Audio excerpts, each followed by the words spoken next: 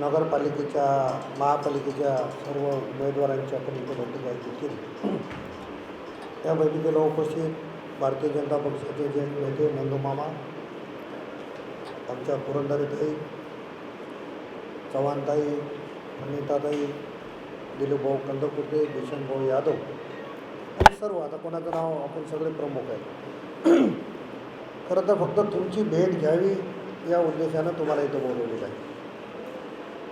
निवडणुकीच्या धामधुमीमध्ये लोकसभेचा मतदारसंघ आहे, 6 विधानसभा मतदारसंघ आहेत, दिवस कमी आहेत आणि काम जास्त आहे.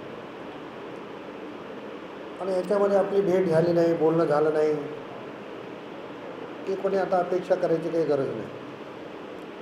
तुमच्या घरी लग्न आहे आणि जेव्हा आपल्या घरी लग्न असते तेव्हा लग्नवाल्या घरमालकाची काय परिस्थिती असते तशी तुमची परिस्थिती आहे. आता मोकलेने उल्लेख केला, उज्ज्वला गॅसचा केला, रमाई आवास असेल, प्रधानमंत्री आवास असेल, अशा अनेक योजना त्या नांदेड जिल्ह्यामध्ये आणि नांदेड मतदारसंघामध्ये राबवलेल्या आहेत.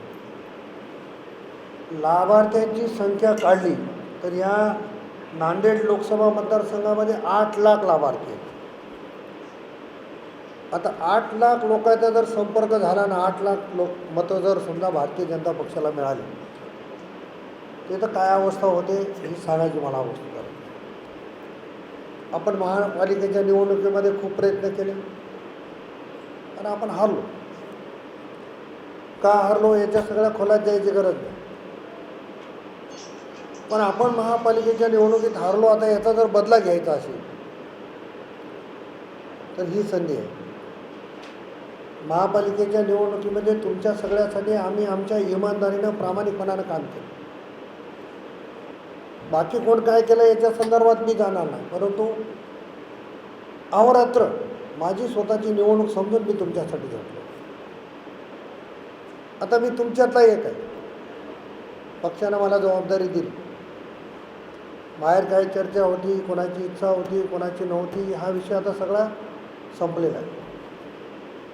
पक्षाने एकदा जबाबदारी दिली की सर्वांनी काम करणं आवश्यक आहे. अनेक दिग्गजांनी इथं उमेदवारी मागितली होती, ते सगळे या उमेदवारीला पात्र होते. पण पक्षाला जो काही निर्णय घ्यायचा होता तो पक्षाने घेतला आहे. घेताना पक्षाने विचार केला सगळ्या गोष्टी, आणि काही लोकांच्या मनामध्ये होते ते पक्षाने ओळखलं. आता माझी तुम्हाला एवढीच विनंती राहणार आहे की तुम्ही महापालिकेची निवडणूक झाल्याच्यानंतर थोडंसं नर्वस होऊन बसलेली मंडळी, त्याच्यानंतरही पक्ष आपला सत्तेवर असून आपल्याला कोणी विचारलं नाही, आपली कोणी विचारपूस केली नाही म्हणून काही मंडळी नाराज आहे. थोडं जर महापालिका आपल्या ताब्यात आली असती तर पक्षाने मोठा निधी दिला असता, जसं सांगलीला घडलं. सांगलीच्या महापालिकेच्या निवडणुकीमध्ये राज्याचे मुख्यमंत्री देवेंद्र फडणवीस साहेब प्रचाराला न जाता,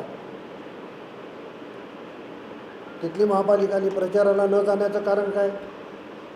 तर मराठा आरक्षणाचा मुद्दा फार मोठा होता आणि महापालिका ताब्यात दिल्याच्या नंतर एकाच दिवशी जाऊन 150 कोटी 200 कोटी रुपयाची घोषणा केली. नांदेडकरांना कळलं नाही.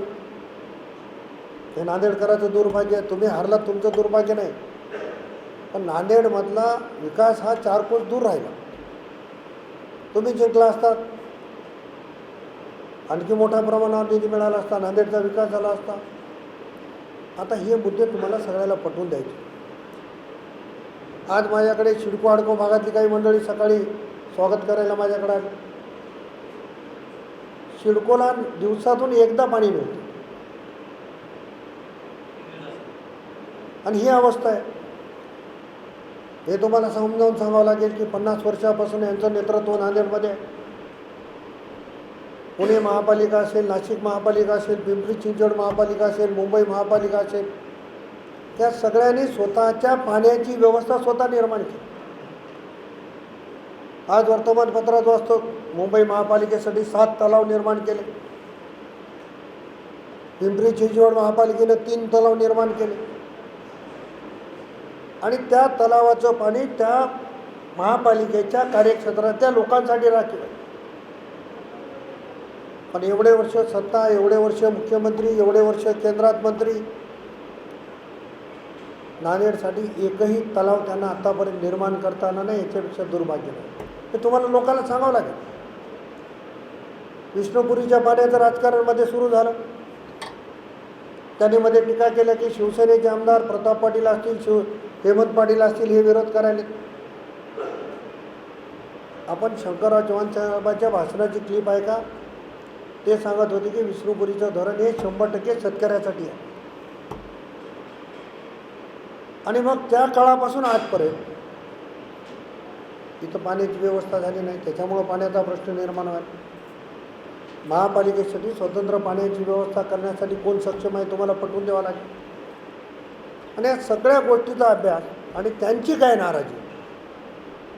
तुम्ही काय कार्यकर्ते नाही, मी काय तुम्हाला भाषण द्यायला बोलवलं नाही, माझं भाषण ऐकायसाठी नाही. पण मी जे बोलतो त्याच्यामध्ये तुम्हाला जे ॲड करता येते, कारण तुम्ही प्रमुख आहे, जे करून तुम्ही त्या तुमच्या प्रभागामध्ये, तुमच्या शहरामध्ये जाऊन लोकांना पटवायची जबाबदारी तुमची राहणार आहे. म्हणून प्रामुख्यानं ते काम तुम्ही केलं पाहिजे. बाहेर कोणाचं काय चाललं आहे याच्या तुम्ही भानगडीत जाऊ नका. वातावरण अतिशय चांगलं आहे. प्रत्येक वेळेस म्हणतो आपण हा उमेदवार असता तर बरं झालं असतं, तो झाला असता तो, आणि काय करावं, थोड्या मताने निवडून आलं. गेल्या डी.बी. पाटील साहेबांनी सुद्धा चांगली टक्कर दिली. 70-72 हजार लोकसभेला लीड म्हणजे फार मोठी नाहीत आहे. मग डी.बी. पाटील साहेबावरही काही लोकांनी आरोप केले, पण आता आरोप करायला पण जागा नाही. आता तुम्हाला जर उद्या कोणी येऊन म्हणलं की प्रताप पाटलाला यांनी मॅनेज केले, तर तोही आरोप आता नाही. आणि त्यांची अवस्था जर बघितली कालची, तर तेच स्वतः सांगालेत की माझ्या पक्षात माझं कोणी ऐकत नाही. आता याच्यापेक्षा तुम्हाला प्रचाराचा कोणता मुद्दा मोठा पाहिजे हे तुम्हाला कळत नाही. सगळ्या इलेक्ट्रॉनिक चॅनलवर काल झालं. डोक्याला हात लावून बसलेल्या फोटो पण आल्या. मी काल एका संताचा आशीर्वाद घ्यायला गेलो. त्या संतांनी काय सांगितलं ताई, अशोकराव चव्हाण निवडणूक आलं कीच आमचा आशीर्वाद घ्यायला येतात. निवडणूक झाल्यावर आम्ही सांगितलेलं काहीच ऐकत नाही. यावेळेस तुम्हाला माझा जाहीर आशीर्वाद आहे. माझ्या समाजातले जेवढे लोक आहेत ते प्रताप पाटलालाच मतदान करतील, ही भूमिका त्या संतांनी घेतली. खरं तर आपल्या परिवारामध्ये नाव सांगणं चुकीचं होईल, बाहेर चर्चा होईल, त्याची संताला पण अडचणी निर्माण होतील. डॉक्टर शिवलिंग शिवाचार्य महाराजांचा आशीर्वाद घ्यायला मी अहमदपूरला गेलो. गेल्या गेल्या महाराजांनी सांगितलं तू खासदार होणार आहेस, पण तू महाराष्ट्रात राहिला असता तर मंत्री झाला असता. पण गेलं संतांच्या तोंडातून. काही पत्रकार मंडळी होती, त्यांनी टेप पण केलं ते. म्हणून आज या राज्यातले, देशातले, जिल्ह्यातले सर्व संत मंत मंडळी देखील भारतीय जनता पक्षाच्या वतीने. आपण एक क्लिप बघितली परवा, एका महाराजाचं कीर्तन चालू आहे. क्लिप आपल्याकडे आले असतील सगळ्याकडे. महाराज काय म्हणाले की इथं हे काँग्रेसवालं कोणी असेल तर माझ्याबद्दल वाईट वाटेल त्यांना, पण हा भारत देश फक्त नरेंद्र मोदी सुरक्षित ठेवू शकतात, हे मी जाहीरपणानं सांगायला कीर्तनात सांगितलं. आपल्या या नांदेड लोकसभा मतदारसंघाचं शेवटचं टोक आहे लोणी आनेगाव. रामराव महाराज ढोकांचं दर्शन आशीर्वाद घ्यायला गेलो. किमान 3-4 हजार महिला भगिनी, 2,000 पुरुष मंडळी असेल. आता धार्मिक कार्यक्रमाला सध्या महिला वर्गाची संख्या जास्त. एकंदरीत ही परिस्थिती सगळ्या भागामध्ये निर्माण झालेली आहे. माझी तुम्हाला विनंती आहे, मी तुमच्यातला आहे, तुमचा भाऊ आहे. मला काही वेगळं समजायची गरज नाही. मी काय हवेमध्ये नाही, एसीमध्ये राहत नाही. सर्दीमुळे एसी पण सूट होत नाही, त्याच्यामुळे तुमच्यातच राहावं लागते, इच्छा असो की नसो. म्हणून तुम्ही आपला माणूस मोठा व्हायचा का नाही, आपल्या माणसाला पुढे न्यायचं की नाही, हे तुम्हाला ठरवायचं. आता बोकलेने सांगितलं की इतके मतं मिळाले, काही नाही. नांदेड दक्षिणमध्ये किती मिळाले, नांदेड उत्तरमध्ये किती मिळाले, भोकर मतदारसंघात किती मिळाले, याचा जर तुम्ही पाठपुरावा केला तर भोकर मतदारसंघात यावेळेस भारतीय जनता पक्षाला किमान 20,000च्या जवळपास लीड राहील असा अंदाज आहे. मी स्वतः अहमदपूरकर महाराजांचे आशीर्वाद घेऊन भोकर तालुक्यातल्या हळद्याला गेलो. एकाच व्यासपीठावर आम्ही दोन्ही संभाव्य उमेदवार होतो, अमिताताई चव्हाण आणि मी. आपण व्हिडिओ क्लिप बघितल्या सगळ्याकडे आल्या. ते किती यंत्रणा फास्ट झाली. त्यांच्या मतदारसंघातलं गाव 80% लोकांनी माझी मिरवणूक काढली. त्या माऊलीनं जिल्हा परिषदेच्या मेंबरचा पुरा पान उतारा करून टाकला पब्लिकच्या पुढे. तुला अक्कल नाही, तो ये वय ते बाई आते रांड तू बाजूला हवं इथपर्यंत अशी अवस्था त्यांची निर्माण झाली. त्याच्यावरून तुम्हाला लक्षात येईल की या मतदारसंघात आता परिस्थिती काय. त्यांना वाईट वाटलं. माझा मतदारसंघ भोकर आणि प्रताप पाटलाचा एवढा मोठा सत्कार. त्याचं कारण आहे, ते लोक म्हणाले की साहेब 10-15 वर्षापासून धार्मिक कार्यक्रम चालतो, आजच नाही, आणि 15 वर्षात कधीच आले नाही. तुम्ही यायले म्हणून समजल्यामुळे यायले. आता मी म्हणलं बा मी यायला म्हणून समजल्यामुळे ते जर फिरलं त्यांचे हाडं पण जागेवर राहणार नाहीत, कारण मी सकाळी 7 वाजल्यापासून रात्री 2पर्यंत फिरणारा कार्यकर्ता आहे. वातावरणाचं तुम्हाला संकेत मिळाले. नरेंद्र मोदी साहेबांचा सत्कार शरद पवार साहेबांनी केला बारामती. आणि नरेंद्र मोदी साहेब काय म्हणाले भाषणामध्ये, हवा का रुख शरद पवारजी को समजता है. म्हणजे हवा कोणत्या दिशेने जाणार आहे हे शरद पवाराला समजते. एवढा चाणाक्ष शरद पवार आहे असं नरेंद्र मोदी साहेब पंतप्रधान झाल्याबरोबर म्हणले होते. ती गोष्ट आता तंतोतंत खरी ठरली. हवेचा रूप कळाला म्हणून शरद पवार साहेबांना माड्यातून माघार घेतली. आपण उभा राहिले तर पराभव होते, म्हणजे हवेचा अंदाजच कळाला ना. एवढं भारतीय जनता पक्षाचं वातावरण. मी काल इथं खूप बैठका झाल्या. लोणीकर साहेब होते, सुजित भैया होते. मी त्यांना म्हणालं की म्हणलं विखे पाटलांचं घराणं भारतीय जनता पक्षात आलं, मोहिते पाटलांचं घराणं आलं. आज प्युअर अशोक चव्हाण राजीनामा देणार आहे, पण माझी एक अट आहे, माझी उमेदवारी जाहीर झाली त्यानं आलं तरी त्याला उमेदवारी द्यायची नाही. काय सांगतायत. तर त्यांनी मग मी वरिष्ठाला 1-2 फोन लावला. ते म्हणजे जोपर्यंत आदर्श त्याचं निर्दोष होणार नाही तोपर्यंत आपल्या पक्षात प्रवेश देखील नाही हे सांगितल्यावर मला थोडं बरं वाटलं. तर मला असं वाटू लागलं की तो तिथं राजीनामा देईल आणि इथं येईल. तर ही अवस्था निर्माण झाली. काँग्रेसचा प्रदेश अध्यक्ष स्वतः सांगतो की माझ्या कोणी पक्षात ऐकत नाही. मला परवा प्रदेशाध्यक्ष दानवे साहेब होते, गडकरी साहेब आणि फडणवीस साहेब होते.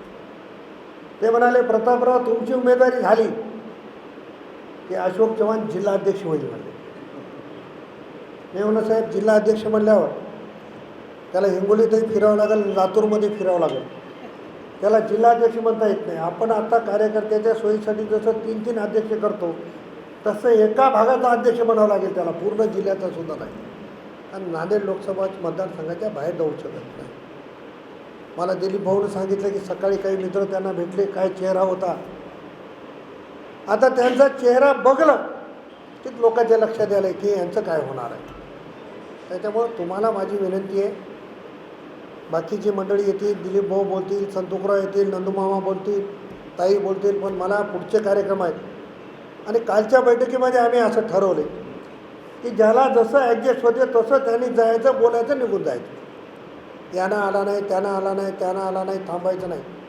आणि मला तुम्हाला एक विनंती आहे की तुम्ही याच्यापुढे, मला फोन आला नाही, मला कोणी बोलवलं नाही, तुम्हाला कोण बोलवायचं, तुम्ही दुसऱ्याला बोलवायचं. तुम्ही प्रमुख आहे. आज फक्त हे पहिल्यांदा बोलून सांगायला लागलो. तुम्हाला काही वाटलं, आपण गोदावरी हॉटेलमध्ये ऑफिस निर्माण केले, तिथं पक्ष ठरविल ती 4-5 दिलीप सिंग ठाकूर सोबत 4-5 लोक देणार आहेत, मिलिंद भाऊ आहेत तिथं. तुम्हाला जे वाटते ते निरोप तिथं दिला तर तुम्ही सांगितलेल्या गोष्टीची पूर्तता त्या कार्यालयातून 100% केली जाणार. पण तुम्हीच काही सांगायचं नाही, तुम्हीच काही संपर्क करायचा नाही, तर त्याच्यातून त्या गोष्टी साध्य होणार नाही. म्हणून तुम्ही स्वतः उमेदवार समजून उद्या 26 तारखेला आपल्याला फॉर्म भरायचे. जुना मोंढा टावर जवळ आपण रॅलीनं जाणार आहोत. महावीर चौक, वजिराबाद, शिवाजीनगर मार्ग, गोदावरी हॉटेलला आपल्या रॅलीचं समाप्ती करून तिथं सभेत रूपांतर होणार आहे. तर नांदेड शहरातून जास्तीत जास्त लोक, कारण 25ला त्यांची रॅली, लोक तुलना करतील की 25ची रॅली मोठी का 26ची रॅली मोठी, आणि ही तुलना करतील. त्या तुलनेमध्ये, त्या परीक्षेमध्ये आपण सर्वात मोठं यशस्वी झालं पाहिजे. त्या रॅलीमधूनच लोकांना वाटलं पाहिजे. लोक भरपूर चर्चा करतात, हा समाज इकडं जाणार आहे, तो समाज तिकडं जाणार आहे, दलित समाज वंचित आघाडीला जाईल, मुस्लिम समाज काँग्रेसला जाईल. मी काल अंबर्डे साहेबही होते मिटिंगला. मी सांगितलं की मला जर काल 1000 हारं पडले असतील तर 200 हारं मुस्लिम बांधवाचे पडले, त्याच्यामध्ये 150-200 दलित बांधवाचे पडले. ठीक आहे ना, ज्यांचा त्यांचा पक्ष आहे, कोणाचं काय. आणि आज तरी असं चित्र आहे की आपली जी टक्कर होईल ती वंचित आघाडीसोबतच होईल, असं चित्र इथं निर्माण होईल. आता हे चित्र निर्माण करायची जबाबदारी तुमची आहे सगळ्याची, मोठ्या प्रमाणावर. असं काहीच नाही. मी शिवसेनेच्या तिकिटावर उभा असताना सुद्धा 80% मुस्लिम बांधवांनी मला मतदान दिलं, 80% दलित बांधवांनी मतदान दिलं. त्यांना एकच पाहिजे, आपल्यासाठी काम करणारा कोण, आपल्या सुखादुखामध्ये येणारा कोण. मी परवा देगलूरला गेलो. देगलूरच्या सभेत प्रश्न केला, किती वर्षापासून तुम्ही अशोकरावच्या सोबत आहेत? 5 वर्षामध्ये अशोक चव्हाण एका लग्नाला आलेलं कोणी हातवरी करा म्हणून. 1000-1500 कार्यकर्त्याची बैठक होती, एकाही कार्यकर्त्याचा हात वर होत नाही. 5 वर्षामध्ये अशोकराव चव्हाण एखाद्याच्या अंत्यविधीला आला का? 5 वर्षामध्ये कोणाच्या सुखादुखामध्ये गेला का? त्यांना त्यांचं काहीच देणं घेणं नाही. मग मला नायगाव तालुक्यातले एक काँग्रेसचे नेते, मी त्यांना फोन केला मित्र म्हणून लहानपणीचा, की मी उमेदवार आहे, तुम्ही जायचं नाही. ते म्हणले आम्हाला साहेबांना बोलवलं. म्हणलं कोण साहेब? ते म्हणले असं का वाकडं बोलायला? म्हणलं साहेब कोण, मला तर कळलं पाहिजे.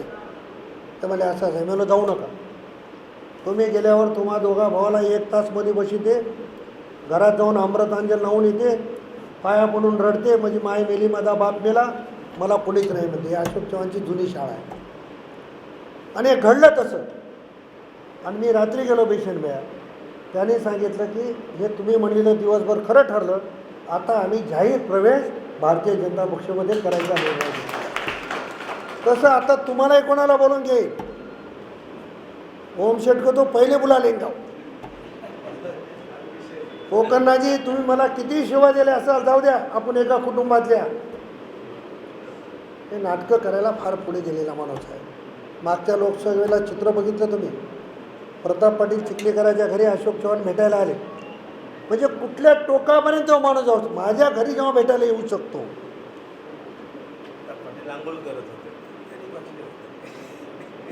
याच्यापेक्षा आणखी सांगायची गरज नाही. परंतु आपल्याला त्याच पद्धतीनं आपल्यापासून कोण दूर गेलं, त्या सगळ्याला एकत्रित करायचं. माझा विजय हा प्रताप पाटलाचा विजय नाही, माझा विजय हा भारतीय जनता पक्षाचा विजय. काल नेते मंडळींनी थोडीशी खंत व्यक्त केली की मागच्या लोकसभेमध्ये नरेंद्र मोदी साहेब पंतप्रधान होताना नांदेडचा खासदार नव्हता. आता नांदेडच्या खासदाराला तिथं सूचक म्हणून जाण्याची संधी या निमित्ताने.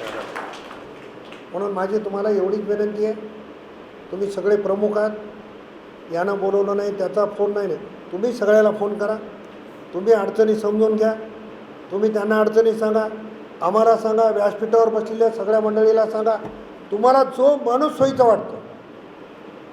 पण तुम्ही आणलेली अडचण दूर होण्यासाठी प्रयत्न होणं आणि त्याची अडचण दूर होणं ते आपल्याकडून झालं पाहिजे. उद्या 26 तारखेच्या फॉर्म भरायच्या रॅलीमध्ये किमान एका उमेदवारानं आपल्या 500-500 जर लोक आणले तर मला वाटते की नांदेड शहरामध्ये एक चांगलं वातावरण याच्यातून निर्माण होईल. ते काम करावं. मी जेव्हाही उपलब्ध राहील रात्री 12, 2, 3 कारण आता लोकसभेच्या मतदारसंघात 2 दिवसात अशी अवस्था आहे, 3-3 वाजेपर्यंत आम्ही सगळे फिरालो. तर 3 वाजता जरी तुम्ही माझ्याकडे आलात तरी मी तुमच्यासाठी उपलब्ध आहे. ऑफिसमधली बसलेली जबाबदारी घेतलेली मंडळी पण आता काय होते, काही लोक काय विचार करतात, समजा आम्ही संजीव भाऊकडे जबाबदारी दिली, आमच्यावर नाही मोठा आहे का त्याच्याकडे जबाबदारी दिली. अरे जबाबदारी कोणावर तर द्यावं लागते की तुमच्यापेक्षा मोठा आहे का तुमच्यापेक्षा लहान आहे हा विषयच नाही. जबाबदारी कोणावर तरी सोपवावं लागते. म्हणून ज्याच्याकडे सोपवली त्याच्याकडून आपल्याला काम करून घ्यायचं आहे, त्याच्यात तुम्ही जायचं नाही. आपण आता एखाद्या ठिकाणी शिडकोत सभा घ्यायची आणि दुसऱ्याला जबाबदारी दिली, नगरसेवकानं म्हणलं मी नगरसेवकानं जबाबदारी द्याला, तुम्हाला दुसरं काम. पण त्यांना जबाबदारी दिली तर त्या जबाबदारीमध्ये आपण सामील होऊन ते झालं पाहिजे. ही उणं काढण्यासाठीची निवडणूक नाही. वातावरण अतिशय चांगलं आहे. या वातावरणाचा आपल्याला सगळ्याला फायदा घ्यायचा आहे.